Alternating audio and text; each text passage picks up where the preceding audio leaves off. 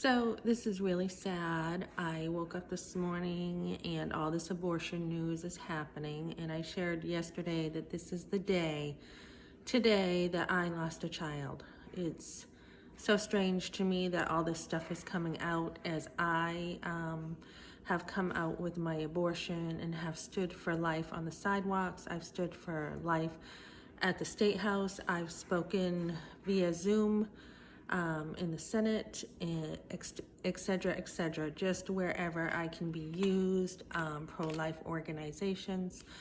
So it's really sad for me today to wake up and hear Judge Robert Pitman has banned the Texas abortion law temporarily. It's funny too that a lot of these women who complain about the Supreme Court decision, Roe v. Wade, because it was made by men, a lot of women have problems with this. But yet the hypocrisy is this man is making a decision for abortion and women are okay with this. We have seen in the news women taking drums and banging on them. This is a lot like the worship of some of these satanic groups with the drums and stuff and killing children. It's really a sad day in history to me when we have a man, Judge Pitman, who is using his position to kill babies. I mean, in my opinion, what kind of man doesn't stand for life? Most men know that they need to protect women, love them, cherish them, provide for them. Women are the weaker vessel. And I know a lot of people are going to send hate to me because I say this, but it's true. It doesn't mean that we're not as valuable as men, but we are the weaker vessel. It doesn't mean that sometimes we can't work harder than some men, but we're made certain ways. We're made to be softer, okay? We're made to be sweet. We're made to be loving and kind. And when women have been hurt, this is when they can act like a man. All right, so what women need to do is they need to work through whatever hurt they've had and be able to deal with things. I mean, we really need some good teachings out there for women to learn, girls to learn how to act like a lady. It doesn't mean that you can't stand for yourself. It doesn't mean that you cannot set boundaries. It just means that you are going to act like a lady and not a man. We seem to be having a whole new breed of women coming out that want to kill their children. And I really don't understand this. If women really knew the truth, and we have that available nowadays where Norma did not know when it truly was a baby. Okay, so that constitutional law that's not even constitutional, that is not needed now. Technology has taken care of that. So Norma didn't understand some things when this law was made, and nor does a woman have a right to her privacy in the Constitution when it comes to killing somebody. There's a fine line there, and when the state has an interest in the unborn, there's a line. Women have a right to privacy to a point. So this is a sad day in history. I think this is definitely going to be challenged. I think it will definitely be going to the higher courts, the Supreme Court. And, I think this is the time that many people do need to voice themselves, because we are having a voice now.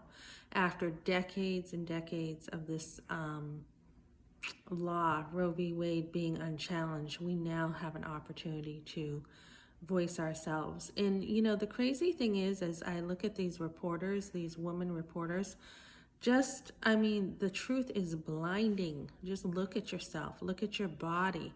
Look at yourself compared to a man. We are made, our body, with, the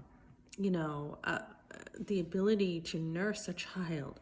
We are made with the hips to carry children. We have the ability in the uterus to carry children.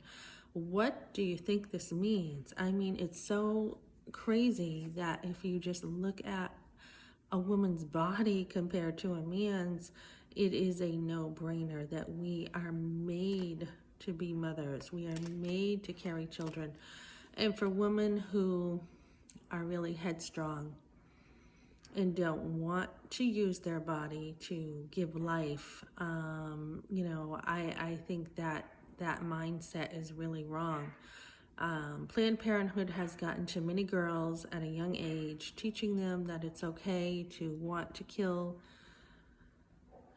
babies, or the feminist movement has come in. I mean, a lot of people don't have to be feminists in order to have an abortion. They can just really be hurt, a lot of victims, and not understand, especially kids, and not understand relationships. They're way too young to date at 15. You're just too young. You don't need to deal with that stuff when you're 15.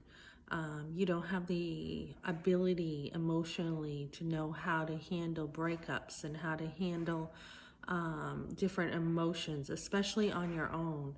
I know for me, when the guy was crying because I broke up with him, I did not have anyone to help me know how to deal with that. And it's very easy for girls to be manipulated and, tricked and talked into things when they're young. And we need dads to stand up. We need dads to protect girls, to be able to keep, girls away from being alone with boys. We need a lot of different, ways to deal with this, different tools. I mean, years ago, most dads had their shotgun because they knew how boys think. They knew how boys tend to be around girls. So it was simple in that way. And if a guy is going to mess around with a girl, he needs to have intentions, good intentions, to want to marry her. He shouldn't be messing around with her before he has committed to her, before he's married to her. So these are some things that we're not hearing about in the abortion debate. We're not going down to the nitty-gritty and saying, let's look at relationships. Let's talk about how relationships are supposed to work. We're just putting a Band-Aid on all this and saying, yeah, you're pregnant, boom, abortion. Pregnant, abortion. Pregnant, didn't want it, guy was a jerk, whatever, abortion. And it doesn't solve the problem. We are going to continue to allow abortion, and if this continues, and then I think what's going to happen is where the government is already trying to force vaccines, I think they'll be forcing abortions on women. In some of the news, I saw pictures of a bed, which most people haven't seen, where they do abortions, and you see the clamp in the room, and that's just horrifying for women who have had abortions. I mean, to see the clamp, to see, girls who have been forced into abortion, to see the tools they use. I mean, we are definitely getting desensitized to abortion. It's just becoming something that we just, we shut off, we compartmentalize, and we just say, yeah, let's just do abortion with no thoughts about it, without thinking it through. And I'm really disappointed with this judge. I'm really disappointed in America, basically, that we are starting to be a country that allows mothers and fathers to kill their children by the millions. I mean, this is disgusting.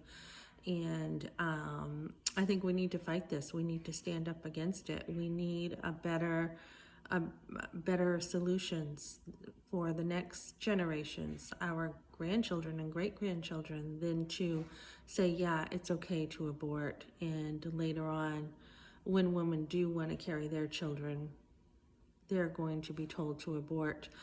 I also think about scripture, where it talks about, for a while, it just talks about how the children were no more. And, you really wonder what kind of society we will be if we don't have children anymore. Children are the future. Children are an investment for us. And to not think of children being around, we really are hurting ourselves. So, really disgusting situation America is in right now.